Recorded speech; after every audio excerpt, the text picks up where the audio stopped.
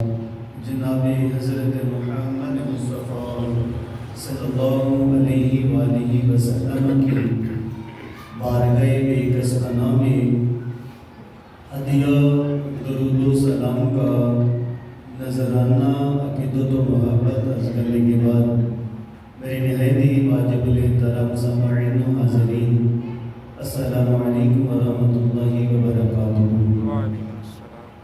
آج 20 رمضان المبارک ہے اور اس کے ساتھ بہت بڑی ایک نسبت خاص ہے۔ ایک حق اور باطل کے درمیان ایک بہت بڑا معرکہ، حق آ گیا اور باطل چھپ گیا کی صدا جس جگہ بلند ہوئی وہ ہے حرم کعبہ، یعنی کہ 20 رمضان المبارک کو فتح مکہ ہوا، اس حوالے سے اور 21 رمضان المبارک کو اول المسلمین خلیفۃ المسلمین امیر المومنین داماد رسول حیدر کرار مولا مرتضیٰ شیر خدا رضی اللہ تعالی عنہ آپ کا وصال باقامات شہادت کا دن ہے۔ اس حوالہ سے بھی انشاءاللہ العزیز آخر پہ گفتگو ہوگی۔ خطبہ کے شروع میں فتح مکہ کے حوالہ سے ایک دو بات عرض کر کے مولا المسلمین کے حوالہ سے آپ کی سماعتوں کی نظر کروں گا۔ دعا گوں کہ اللہ کریم حق اور سچ کے ساتھ مدد کا نزول فرمائے۔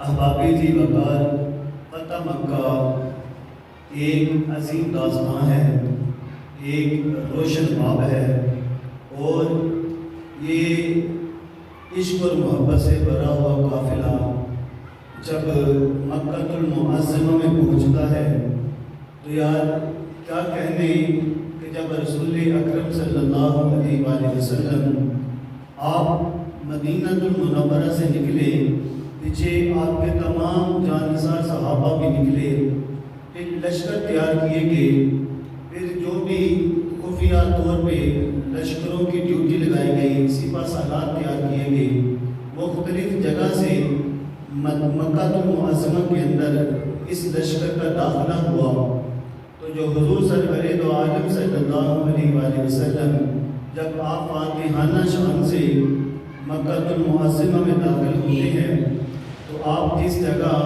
جنت المعلیٰ ہے، مسجد شجر ہے، مسجد جن ہے، اس رستے سے آپ مکہ المعظمہ میں داخل ہوتے ہیں۔ آپ کے دو غلام آپ کے ساتھ ہیں، مختصر بیان کر رہا ہوں، اس پہ تو بہت بڑی تاریخ ہے، ایک بہت بڑی تاریخ رقم ہے، لیکن مختصر کہ جب یہ لشکر مدینہ سے نکلا، ایک جگہ ایسی بھی آتی ہے جہاں پر ایک کتیاں نے کچھ بچے جنے، تو جب حضور علیہ السلام کو پتہ چلا تو حضور علیہ السلام نے اپنے ایک غلام کی ڈیوٹی لگائی کہ لشکر بہت بڑا ہے، لہٰذا جہاں پہ ایک کتیا نے بچوں کو جنم دیا ہے وہاں پہ کھڑے ہو جاؤ، دیکھو ہمارا دین کیسا خوبصورت دین ہے کہ ان بچوں کی حفاظت کی گئی۔ ایک جانثار صحابی وہاں پہ کھڑے ہو جاتے ہیں اور آنے والے لشکر کو دائیں بائیں کرتے ہیں اور اشارے سے کہتے ہیں کہ ہمارا دین اتنا خوبصورت دین ہے جہاں پر انسانوں کی جانوں کی تو قیمت ہی بڑی ہے، یہ دیکھو کتیا کے بچے ہیں، اسلام ہمارا دین ان کی بھی حفاظت کرتا ہے، ہمارا دین ان کے بھی حقوق رکھتا ہے۔ یار کیا فاتحانہ شام سے گزرے ہوں گے وہ فتح مکہ والے کہ جب گزر رہے ہیں تو جانوروں کے بچوں کو بھی ایذا نہیں دیتے، کیسا خوبصورت لشکر ہے۔ تو پتہ نہیں وہ دنیا کے کون سے کتے ہیں جو فلسطین کے اوپر بمباری کرتے ہیں۔ ابھی معاہدہ کرنے کے بعد بھی جو اسرائیل نے فلسطین پر ظلم و ستم کیے، 2 دن پہلے تقریباً 400 سے زائد جو فلسطینی ہیں ان کو شہید کر دیا گیا، معاہدے ہوئے۔ یہ ہمیشہ ان کی فطرت ہے یہودیوں کی، ہمیشہ یہ معاہدہ کر کے توڑ دیتے تھے، اس لیے تو فتح خیبر ہوئی، خیبر کی جنگ ہوئی، کیوں یہ معاہدہ توڑ دیتے تھے، جب بھی معاہدہ کرتے توڑ دیتے۔ ان کی فطرت میں حرام شامل ہے، اس لیے یہ اپنے عہد کو پر پورا نہیں اترتے، اپنے وعدے کو پورا نہیں کرتے۔ جہاں پر جانوروں کے بچے بھی ہم سے محفوظ رہتے ہیں. اور یار یہ دیکھو یہ تو جانوروں کے بچوں کی حفاظت ہے نا, اسلامی لشکر نے حفاظت کی ہے, تو یار ایک انسانی جان کی کتنی حفاظت کی ہوگی. جب یہ لشکر فتح مکہ کا لشکر جو ہے یہ مکہ المعظمہ میں پہنچتا ہے, حرم کعبہ میں پہنچتا ہے, تو ایک ہی صدا بلند ہوتی ہے. کیونکہ ابو سفیان جو تھے وہ رستے میں ہمارے لشکر نے ان کو پکڑا, پھر ان کو بھی کلمہ نصیب ہوا. واپس مکہ میں وہ جلدی پہنچ جاتے ہیں. آپ ایک ہی صدا ہر گلی, ہر کوچے, ہر محلے میں بیان کرتے ہیں کہ لوگوں محمد عربی آنے والے ہیں, ان کے آنے سے پہلے کلمہ پڑھ لو. اگر اپنی جان کی امان چاہتے ہو تو آج کلمہ پڑھ لو. پھر جب حضور سرور دو عالم صلی اللہ علیہ وآلہ وسلم اس شام سے مکہ المعظمہ میں داخل ہوتے ہیں کہ آقا علیہ الصلوۃ والسلام کے ساتھ 10,000 کا لشکر ہوتا ہے. 10,000 صحابہ کرام آقا علیہ الصلوۃ والسلام کے ساتھ ہوتے ہیں. اور یار کیا فاتحانہ شان ہے. اور آپ انداز بھی دیکھیں, میں اپنے قریب میں قربان کیوں نہ جاؤں یار, دل کرتا ہے اپنی جان کو حضور کے قدموں پہ وار دوں اور اس ادا پہ اپنی جان کو وار دوں. میرے آقا علیہ الصلوۃ والسلام جب آپ مکہ المعظمہ میں داخل ہوتے ہیں تو یار کیا شان ہے. آج ہمارے ساتھ 4 بندے ہو ہیں تو پھر ہمارا لیول یہ ہوتا ہے کہ ہمارے بازو بھی ساتھ نہیں رکھتے, ہماری گردن میں سریہ آ جاتا ہے, ہم بندے کو بندہ نہیں سمجھتے, ہم اپنے آپ کو پتہ نہیں کیا سمجھنے لگ پڑتے ہیں. تو یار دیکھو جس کے ساتھ 10,000 کا لشکر ہو, جس کے ساتھ 10,000 سیکورٹی گارڈ ہو, یار اس قریب رسول کی شان کو دیکھے. آقا جب مکہ میں داخل ہوتے ہیں نا تو پھر تمام اہل مکہ, بچے, بوڑھے, جوان, عورتیں اپنی اپنی چھتوں پہ آ جاتی ہیں, حضور علیہ الصلوۃ والسلام کی زیارت کرتے ہیں. حضور علیہ الصلوۃ والسلام کی زیارت کے لیے پورا مکہ امت آتا ہے.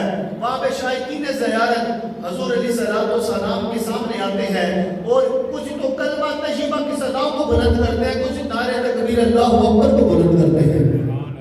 یہ فاتحانہ انداز, اس انداز سے حضور داخل ہوتے ہیں کہ آقا علیہ الصلوۃ والسلام اپنی اونچی قصبہ پہ تشریف فرما ہے. اور آقا علیہ الصلوۃ والسلام آپ کا جو نبوت والا سر ہے, لوگوں دیکھو آج ہمارے ساتھ بھی 4 بندے ہو تو ہماری اکڑ نہیں پائی جاتی, ہمارے پاؤں زمین پہ نہیں لگتے, میرے نال بندے بڑے نے میں بیخلا کروں نہ یار. اس فتح مکہ کے موقع کو نہیں بھولنا جب حضور علیہ الصلوۃ والسلام کے ساتھ 10,000 کا لشکر تھا اور اکثریت سب کے پاس اسلحہ تھا, سب کے پاس نیزے, تلواریں, تیر بھی تھے, سب کے پاس سامان تھا. لیکن یارو کہ حضور علیہ الصلوۃ والسلام کی آپ رحیمی اور کریمی کا اندازہ لگائیں کہ آقا علیہ الصلوۃ والسلام آپ کا سر مبارک اتنا جھکا ہوا ہے, اتنا جھکا ہوا ہے کہ اونٹنی کے کجاوے کے ساتھ لگ رہا ہے. یار کوئی ایسے بھی بلا فتح کے لیے آتا ہے کہ اس کا سر جھکا ہوا ہو اور عاجزی اس کمال درجے کی ہو کہ سر بھی اونٹنی کے کجاوے کے ساتھ لگ رہا ہو. لوگوں فتح مکہ جہاں پہ ہمیں بہت سارے سبق دیتا ہے, ایک سبق یہ بھی دیتا ہے کہ جب اللہ کسی وقت میں آپ کو عروج عطا کرے, آپ کے ساتھ 4 بندے ہوں اور 4 لوگ آپ کے ساتھ چلنے والے ہوں, پھر اپنا ماضی نہیں بولنا بلکہ اعلیٰ ظرف کی مثالیں قائم کرنی ہے کہ محمد عربی کے غلام ایسے ہیں, ان کے ساتھ بے شک 100 کیوں نہیں, 1000 بندہ کیوں نہیں, ان کے 1000 سیکورٹی گارڈ کیوں نہیں, لیکن ان کی بھی عاجزی محمد عربی جیسی ہونی چاہیے. ان کی بھی عاجزی جو ہے وہ حضور علیہ الصلوۃ والسلام کی جیسی ہونی چاہیے. یارو کہ جب حضور علیہ الصلوۃ والسلام فاتحانہ انداز سے آپ مکہ المعظمہ میں داخل ہوتے ہیں, پھر عام و عامی کا اعلان کیا جاتا ہے. حضور علیہ الصلوۃ والسلام اپنی مبارک اونٹنی پہ ہے اور حضور علیہ الصلوۃ والسلام فرماتے ہیں, اے لوگوں بتاؤ آج مجھ سے آپ جتنے بھی احباب یہاں پہ ہیں, جتنے بھی لوگ آپ یہاں پہ جمع ہیں, حرم کعبہ کے اندر جمع ہیں, بتاؤ مجھ سے کیا توقع رکھتے ہو. سب یک زبان بولتے ہیں کہ یا رسول اللہ صلی اللہ علیہ وسلم, یا رسول اللہ صلی اللہ علیہ وسلم, حضور ہم آپ کو پہلے بھی رحیم و کریم پاتے تھے اور حضور آج بھی ہم آپ کو رؤوف الرحیم سمجھتے ہیں. آج آپ کو ہم بہت بڑا رؤوف و رحیم سمجھتے ہیں کہ جس طرح آپ پہلے رحم فرمایا کرتے تھے, یا رسول اللہ آج بھی آپ کا وہی طرز عمل ہوگا. تو نبی علیہ الصلوۃ والسلام آپ فرمانے لگے کیا مکہ والو میرا بھی وہی کلام ہے جو میرے بھائی یوسف کا تھا کہ جب یوسف علیہ الصلوۃ والسلام کے بھائی ان کے سامنے آتے ہیں آپ فرماتے ہیں کہ میں نے اللہ کی رضا کے لیے سب کو معاف کر دیا. مکہ والو جاؤ آج میں نے تم سب کو معاف کر دیا. یہ آج یہ فتح مکہ جو ہے ایک عظیم درسوں میں بہت بڑا ایک درس یہ بھی ہے کہ جب آپ کے ساتھ بڑے ظلم و زیادتیاں ہو, بڑی زیادتیاں والے لوگ آپ کے ساتھ آپ کے اوپر امڑ آئے, زندگی پر ایسے زخم دے جو بلانے والے نہ ہو, آج فتح مکہ کا سبق آپ کے سامنے ہے. اس سبق کو ان تمام زخموں کو بول کے جس طرح حضور علیہ الصلوۃ والسلام نے اپنے چچا حضرت امیر حمزہ رضی اللہ تعالیٰ عنہ کے قاتل حضرت واشی جو بعد میں ایمان لے آئے اور حضرت ہندا جنہوں نے بعد میں کلمہ پڑھا, واشی وہ ہیں جنہوں نے چپکے سے جناب امیر حمزہ کو شہید کیا, اور ہندا وہ ہے ابو سفیان کے بیوی جس نے حضرت امیر حمزہ رضی اللہ تعالیٰ عنہ آپ کا جگر نکال کے چھپایا اور باہر پھینک دیا. آپ کے عزا کاٹیں گے یار اتنا ظلم ہونے کے باوجود بھی حضور علیہ الصلوۃ والسلام نے فتح مکہ پہ ان لوگوں کو بھی معاف کر دیا. یار آج ہمیں اتنے زخم نہیں ہوتے جتنے ہم اپنے اوپر زخم بنا لیتے ہیں. لہٰذا جب بھی آپ سے کوئی زیادتی کرے وقت آنے پہ آپ اس کو معاف کر دیا کریں. فتح مکہ بس فتح مکہ نہیں کہ جو 1450 سال پہلے ہو گزرا بس یہ ہو گزرا, نہ اس کے اندر بڑے بڑے سبق ہیں جو ہمیں بڑے بڑے سبق دیتے ہیں, بڑی راہیں دکھاتے ہیں. ارے ہم نے ان راہوں کا مسافر بننا ہے, ہم نے ان راہوں کو ایک ہمیشہ عاجزی سے جینا ہے, ساری زندگی تکبر نہیں کرنا ہے, اپنی برادری پر, اپنے حسب و نسب پر, اپنے مال پر, اپنی جائیداد پر, اپنے بچوں پر کبھی فخر نہیں کرنا اور کبھی گمان نہیں کرنا, غرور نہیں کرنا. ہمیشہ جب بھی اللہ کوئی نعمت سے نوازے, عزت سے نوازے, اللہ سر اونچا کرے تو عاجزی سے پیش آنا ہے, عاجزی کو مقدم رکھنا ہے. قدم قدم پہ آپ کے اندر عاجزی جو ہے وہ نظر آنی چاہیے اور عام معافی آپ کا وتیرہ ہونی چاہیے. ہمیشہ کے لیے عام معافی کرے اور جب بھی رات کو سوئے دن بھر میں جتنے بھی لوگوں نے آپ کو زخم دیے ہیں نا لوگوں ان کو معاف کر کے سویا کریں. یقین جانے کہ حضور علیہ الصلوۃ والسلام آپ کے پاس ایک صحابی آئے, یہ موضوع کا حصہ تو نہیں لیکن فتح مکہ کی نسبت سے یہ کرنا چاہتا ہوں. حضور علیہ الصلوۃ والسلام نے فرمایا غلاموں یہ جو صحابی آئے ہیں نا یہ جنتی ہیں. وہ 3 دن آتے رہے, حضور 3 دن ان کو جنت کی بشارت دیتے رہے. حضرت عبداللہ ابن عمر ان کے گھر رہنے جاتے ہیں, دیکھو تو صحیح جس کو حضور نے یہ جنت کی بشارت دی ہے یہ کون سے خاص عمل کرتے ہیں. آپ کہتے ہیں کہ میں آپ کے ساتھ رہنا چاہتا ہوں, مہمان بن کے رہنا چاہتا ہوں. اجازت دی جاتی ہے. پھر حضرت عبداللہ ابن عمر اس صحابی کے ساتھ رہتے ہیں. رات کو دیکھتے ہیں کہ وہ اتنا لمبا قیام بھی نہیں کیا, نماز عشاء کے بعد تھوڑے سے نفل پڑھے سو گئے, صبح اٹھے تہجد بھی ادا نہیں کی, نماز فجر کے لیے نکل گئے.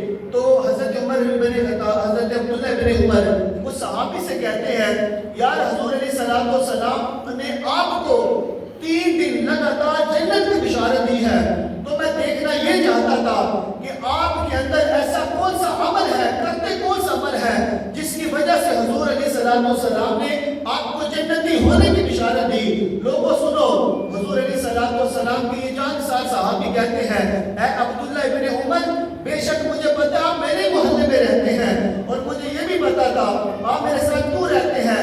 سنو جس کی وجہ سے حضور علیہ الصلوۃ والسلام نے مجھے جنتی ہونے کی بشارت دی ہے.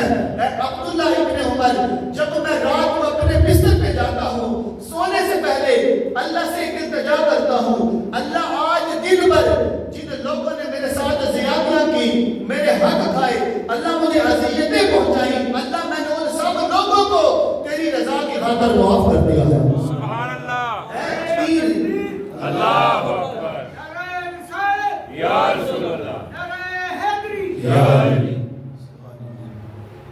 اے اللہ تیری رضا کے لیے میں نے ان لوگوں کو معاف کر دیا ہے.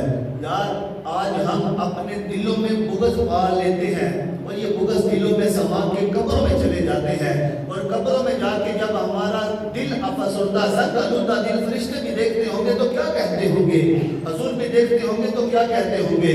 یار مجھے بتاؤ کہ جب حضرت واشی کو حضور معاف کر سکتے ہیں، ہندا کو معاف کر سکتے ہیں، تو یار یہ بھی تو سنت ہے، سنت رسول ہے نا کسی کو معاف کرنا ہے۔ بتائیں آج کے بعد دن بھر جتنے بھی لوگوں نے ہم سے زیادتیاں کی ہوں گی، انشاءاللہ ہم سب جو ہے رات کو سب کو معاف کر کے سویا کریں گے، سب بولے انشاءاللہ۔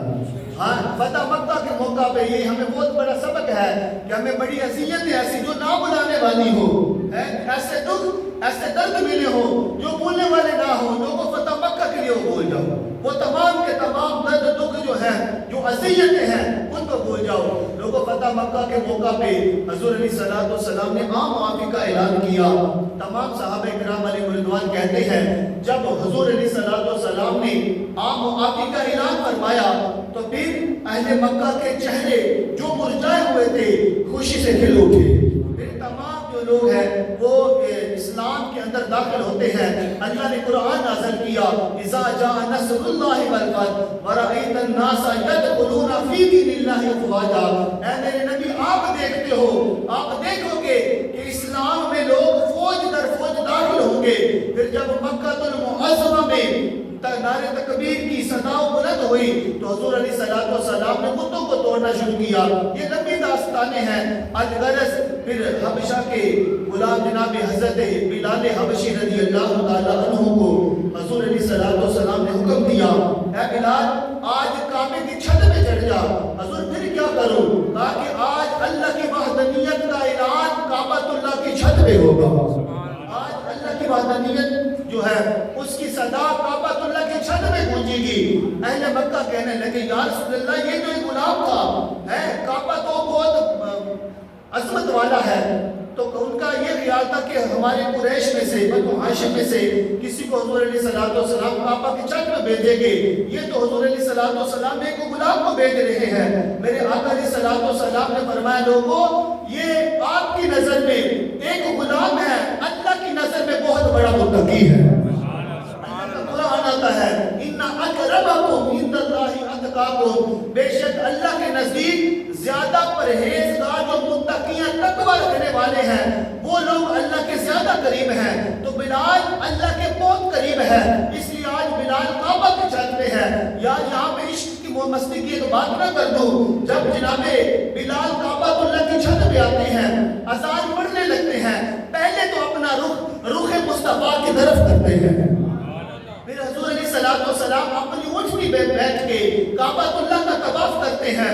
بلال اذان پڑھتے جاتے ہیں اور جس سمت حضور جاتے ہیں بلال بھی اس سمت ہو جاتے ہیں۔ یار یہ کیا عظیم عشق کی داستان تھی کہ جناب بلال نے اپنا رخ اس طرف کیا جس طرح رخ مصطفیٰ ہوا۔ لوگوں یہ ایک بہت بڑی داستان ہے، طویل داستان ہے، انشاءاللہ کبھی زندگی میں موقع ملا تو اس پہ خوب بات ہوگی۔ فتح مکہ کے بعد 21 رمضان ہے، شہادت مولا کائنات ہے۔ لوگوں مولا کائنات علیہ السلام آپ نے ایک عظیم فتنوں کا دور دیکھا۔ حضرت علی پاک کا جتنا بھی دور خلافت گزرا ہے نا آپ کو بہت زیادہ فتنوں کا سامنا کرنا پڑا۔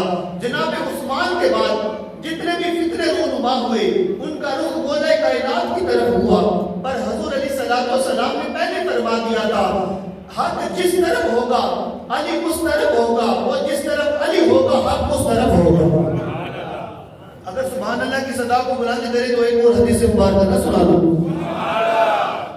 حضور علیہ السلام فرمانے لگے اے لوگوں جب فتنوں کا دور آ جائے تو دیکھنا کہ جس طرف قرآن ہوگا میرا علی اس طرف ہوگا اور جس طرف علی ہوگا قرآن اس طرف ہوگا۔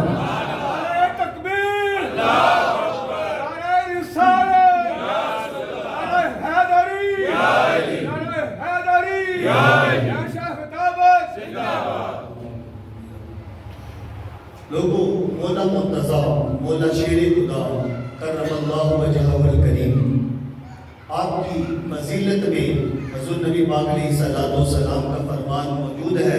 اتنا پیارا فرمان ہے کہ حضور فرماتے ہیں حکمت دنیا میں اللہ کریم نے جب حکمت کو اتارا اس کے 10 حصے کیے اور 9 حصے اللہ تعالیٰ نے مولا مرتضی کو عطا کیے اور ایک حصہ حکمت کا جو ہے وہ اللہ نے پورے روح زمین میں بسنے والوں لوگوں کو عطا کیا۔ یار دیکھو آج بڑے بڑے حکماء ہیں، بڑے بڑے حکیم لوگ ہیں، بڑے بڑے دانا، بڑے بڑے سائنسدان ہیں،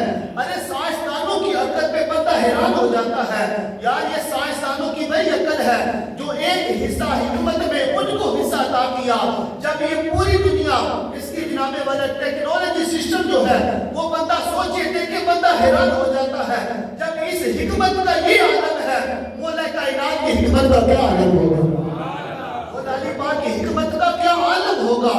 اور حضرت عبداللہ ابن عباس رضی اللہ تعالی عنہ آپ فرماتے ہیں کہ قرآن کریم میں جس جگہ پہ بھی مالک کائنات نے یا ایھا الذین آمنو کہہ کے امت مسلمہ کو مخاطب کیا, جہاں جہاں بھی لفظ آمنو آیا اس کے امین و امیر مولا مرتضیٰ ہے, اس کے امین اس کے صدر مولا مرتضیٰ ہے. اور جناب مولا حسن مجتبی علیہ السلام آپ مولا کائنات کی شان میں ایک بات ارشاد فرماتے ہیں. آپ فرماتے ہیں کہ اے لوگوں, اے بغض علی رکھنے والوں, اپنے دلوں کے اندر مولا مرتضیٰ کا بغض رکھنے والوں, سنو کہ جب قیامت کا دن قائم ہوگا حوض کوثر پہ حضور علیہ السلام پیالے آب کوثر کے پر بھریں گے, جناب مولا مرتضیٰ اور مولا ابوبکر ان پیالوں کو تقسیم کریں گے. وہاں پر فرشتے درے لے کے کھڑے ہوں گے اور کہیں گے جو بھی آب کوثر پہ حوض کوثر پہ آنے والا ہے اسے کہیں گے, درے ہاتھوں میں ہوں گے, ارے حوض کوثر پہ آیا ہے علی کا بغض لیں گے تو نہیں آیا. نعرہ تکبیر, نعرہ رسالت, نعرہ حیدری, نعرہ حیدری, نعرہ حیدری, یا شیخ دعوت زندہ باد. یہ ڈاکٹر صاحب کا حسن زندگی اعلیٰ درجے کے مالک ہے, مالک ان کو سلامت رکھے. اور پہلے بھی شاید بتایا ہے ہمارے اس گاؤں میں ماشاءاللہ ان کو یہ بہت بڑا اعزاز حاصل ہے کہ یہ اس دفعہ اللہ کے گھر کا حج کرنے جا رہے ہیں, اپنی صاحبزادی کے ساتھ اللہ کے گھر کے مسافر بننے والے ہیں. اور ہمارے حاجی امین صاحب کو بھی حج بیت اللہ کے لیے جا رہے ہیں. اللہ پاک تمام حجاج کرام کا حج اور سفر اپنی بارگاہ میں قبول فرمائے اور یہ سعادت اللہ ہم سب کو بھی عطا فرمائے. لوگوں, مولا مرتضیٰ شیر خدا کرم اللہ وجہ الکریم کا جو سینے میں بغض رکھنے والا ہے, عداوت رکھنے والا ہے, اس کا حوض کوثر پہ کیا کام ہے. فرشتے تو درے لے کے کھڑے ہوں گے, ارے علی کا پیار ہی آب کوثر تک لے جاتا ہے. جس کے دل میں علی کا پیار ہوگا, محبت ہوگی, وہی لے کے جائے گا. حضرت یہ تمام صحابہ کرام علیہ رضوان میں سے اکثر نے اس حدیث مبارکہ کو حضور علیہ السلام کی زبان مبارک سے سنا. آپ فرماتے ہیں کہ جب جناب ابو بکر و عمر آپس میں باتیں کر رہے ہیں اور ایک دوسرے کی فضیلتوں کو بیان کر رہے ہیں کہ اللہ کریم نے علی کو یہ فضیلت عطا کی. مولا کائنات کہتے ہیں ابو بکر آپ کو مبارک ہو, اللہ نے آپ کو یہ شانوں کا مالک بنایا, آپ کو ان فضیلتوں کا اللہ نے مالک بنایا, آپ کو اللہ نے بڑی شانوں سے نوازا. آپس میں یہ دونوں مبارک ہستیاں ایک دوسرے کی شانوں کو بیان کر رہے ہیں.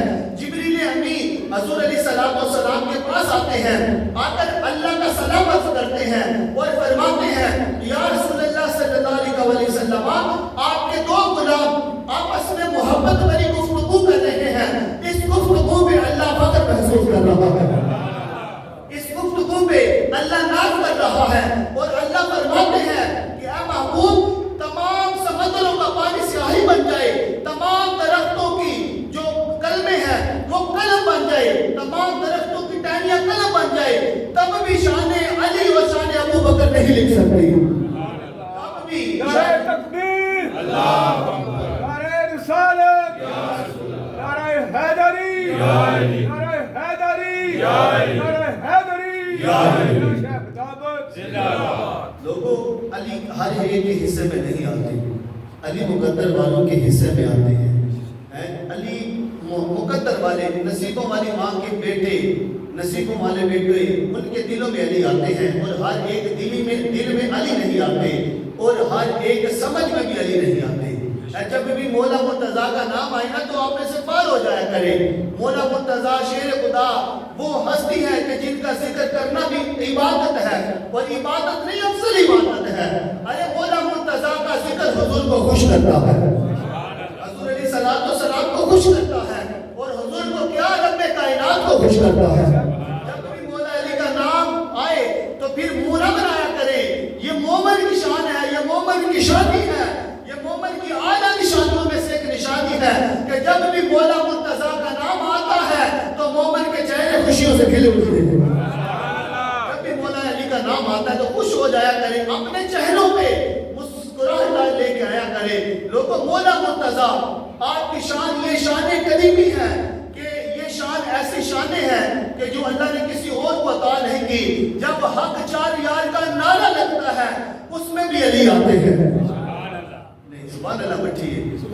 جب حق چار یار کا نعرہ لگتا ہے, جزاک اللہ خیر صاحب, اللہ کو جزائے عظیم دے. جب بھی حق چار یار کا نعرہ لگتا ہے, مولا مرتضیٰ کا نام آتا ہے. جب 5 دن ماں کا ذکر آتا ہے تو مولا مرتضیٰ کا نام آتا ہے. اور جب 12 اماموں کا نام آتا ہے تو پھر 12 اماموں کے امام کا نام آتا ہے. آپ جس سمت بھی جائیں آگے علی ہی علی نظر آتے ہیں. لوگوں, مولا مرتضیٰ, مولا شیر خدا کرم اللہ وجہہ الکریم علیہ السلام رضی اللہ تعالی عنہ, آپ کا ایک لقب ہے شیر خدا. اور عربی میں شیر خدا ایک شیر جو لفظ ہے اس کے بہت زیادہ معنی ہیں, بڑے معنی ہیں.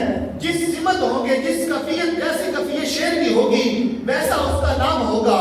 شیر اپنی کفیت کے اعتبار سے اس کا نام بدلتا ہے. آج ہم علم کے سائے میں, کتابوں کے سائے میں آج مولا مرتضیٰ کی شانوں کو بیان کرتے ہیں اور سنتے ہیں اور ان بکیوں جیسیوں کو بتاتے ہیں کہ ارے تم بھی مولا مرتضیٰ کا نام لیتے ہو لیکن تم لینے سے پہلے سوٹا لگاتے ہو, ایک گھونٹ لگاتے ہو, تب علی علی کرتے ہو. آؤ آج غوث مسجد میں دیکھنا سنی ماں کے بچے کیسے علی کرتے ہیں. نعرہ تکبیر, نعرہ رسالت, یا رسول اللہ, نعرہ حیدری, یا علی, پنچل پاک زندہ باد, صحابہ کرام زندہ باد. ماشاءاللہ, ہمارے بڑے بڑے نئے چہرے آج دیکھنے کو مل رہے ہیں. مجھ سے بڑی محبت کرنے والے میرے برادر مکرم ظہیر صاحب وہ آج آئے ہیں جناب, بڑی دلی خوشی ہے. اللہ پاک سب کا یہاں پہ آنا, جمع ہونا, ذکر مولا کائنات سننا اپنی بارگاہ میں قبول فرمائے. لوگوں, مولا مرتضیٰ آپ کا ایک لقب ہے شیر خدا. بس یہی بیان کرنا, اس کے بعد گفتگو کا اختتام ہوگا کہ مولا مرتضیٰ شیر خدا. شیر کے عربی میں زبان میں کئی معنی و مفہوم بنتے ہیں. جیسی شیر کی کفیت ہوگی, کفیت کے اعتبار سے شیر کا نام بھی بدلتا ہے. آئے آپ کو کفیت, شیر کی کفیت کے بارے میں آگاہ کرتے ہیں کہ جب شیر اپنے پنجرے میں ہو, اپنی کھچار میں بیٹھا ہو تو اس کفیت کو اسد کہتے ہیں. مولا کائنات کا ایک نام ہے اسد اللہ الغالب. جب شیر اپنی کھچار میں بیٹھا ہو اس کو, اس کفیت کو اسد کہتے ہیں. جب شیر شکار کے ارادے سے اپنی کچھار سے اٹھے اور آگے بڑھے اس کفیت کو زرگام کہتے ہیں. مجھے ہر جملے کے بعد آپ کی سبحان اللہ چاہیے. ہر جملے کے بعد آج کنجوسی نہیں کرنی. آج مولا مرتضیٰ کا ذکر ہے تو جو مومن ہے, جو سنی مومن ہے, وہ سینے کا زور لگا کے میرے لیے نہیں, مجھے آپ کی دعات کی ضرورت نہیں, مولا مرتضیٰ کے لیے آج اپنی زبانوں کو کھولے, اپنے سینوں کو کھولے اور اپنے سینوں کو مولا علی کی محبت کا مرکز بنا لے. ارے جب شیر اپنی کچھار میں بیٹھا ہو اس کفیت کو اسد کہتے ہیں. جب اس کچھار سے اٹھے, شیر شکار کے ارادے سے بڑھے, اس کفیت کو زرگام کہتے ہیں. اور جب شکار کے لیے چہل قدمی کرے اس کفیت کو زینب کہتے ہیں. اس کفیت کو زینب کہتے ہیں. اور جب شیر اپنے شکار کی جانب دیکھے اور نظریں بھر کے دیکھے, شکار کے ارادے سے دیکھے, وہ شکار پر اپنی نظریں جما لے, پھر اس کفیت کو حمزہ کہتے ہیں. اس کفیت کو کیا کہتے ہیں؟ حمزہ کہتے ہیں. اور جب شیر اپنے شکار کو یہاں سے دبوچ لے, ارے اس کفیت کو غزنفر کہتے ہیں. جب شیر اپنے شکار, اپنے پنجرے میں بیٹھا ہو, کچھار پہ بیٹھا ہو, اسد کہتے ہیں. باہر نکلے زرگام کہتے ہیں. جب شکار کی طرف نظر جمائے, ارے اس کفیت کو غزنفر کہتے ہیں. جب شکار کو یہاں سے دبوچ لے حمزہ کہتے ہیں. اور جب یہاں سے دبوچ کے شکار کی سانسیں بند کر لے, ارے اس کفیت کو عباس کہتے ہیں. نعرہ تکبیر, نعرہ رسالت, نعرہ شیر خدا, نعرہ شیر خدا. جب اپنے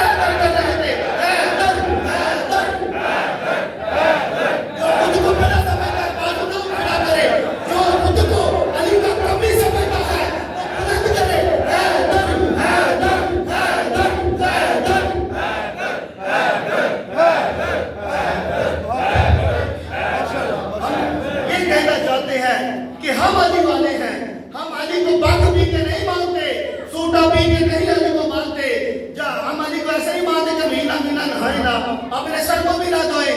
ہم علی کو مانتے ہیں تو قرآن کے سائے میں مانتے ہیں. ہم علی کو مانتے ہیں تو حدیث کی روشنی میں مانتے ہیں. اب جب بھی ہم علی کو مانتے ہیں تو علم کے سائے میں مانتے ہیں. کہ حضور نے فرمایا ارے صحابہ جس کا تم میں سے جس کا میں مولا اس کا علی مولا. اور علی پاک کا جب بھی ذکر آتا ہے مومنوں اپنے دلوں کو جو ہے وہ کشادہ کر لیا کرو. آپ کے چہرے کے اوپر مسکراہٹ ہونی چاہیے اور ایسی مسکراہٹ ہونی چاہیے کہ آپ اللہ کو گواہ بنا لے. اللہ جب بھی تیرے نبی کے دین کا ذکر آتا ہے نا تو میرا چہرہ کھل اٹھتا ہے. یہ حضور کا فرمان ہے کہ علی تجھ سے محبت فقط مومن ہی کرے گا اور تجھ سے بغض فقط منافق ہی رکھے گا. یارو جب علی کا ذکر آئے ہمارے اندر مومنوں والی علامات ہونی چاہیے, منافقوں والی مومنوں والی ہونی چاہیے نا. تو جب جو کوئی بھی علی کا ذکر کرے پھر علی والے بن جایا کرے. ہم یہاں بھی علی والے ہیں, ہم باہر بھی علی والے ہیں, ہر جگہ علی والے ہیں. ہم ہی علی کو مانتے ہیں اور ہم ہی کہتے ہیں کہ آپ جس طرح کہتے ہیں ارے علی کو چوتھے نمبر پہ رکھتے ہیں, علی تو پہلے نمبر والے ہیں. یار مجھے یہ بتائیں, سب لوگ اپنے اپنے ایمان سے بتائیں, جس طرح حضرت آدم پہلے ہیں حضور سب سے آخر پہ ہیں. حضور امام الانبیاء ہے کہ نہیں ہے؟ حضور امام الانبیاء ہے کہ نہیں؟ حضور افضل الانبیاء ہے کہ نہیں؟ حضور ہیں افضل الانبیاء.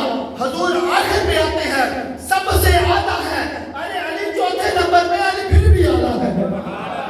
علی کو پہلے رکھ لو تب بھی علی اعلیٰ, علی کو چوتھے پہ رکھ لو تب بھی اعلیٰ. ارے علی روزے اول سے روزے آخر تک علی اعلیٰ ہی اعلیٰ ہے. علی ہر وقت اعلیٰ ہے, علی ہر کیفیت میں اعلیٰ ہے. ارے علی ہر ہی حال میں اعلیٰ ہے. علی علی ہے. اور جب بھی علی کا ذکر آئے لوگوں چہروں کو کشادہ کرے, دلوں کو کشادہ کرے, نگاہوں کو کشادہ کرے, بلکہ بازوں کو بھی کشادہ کرے.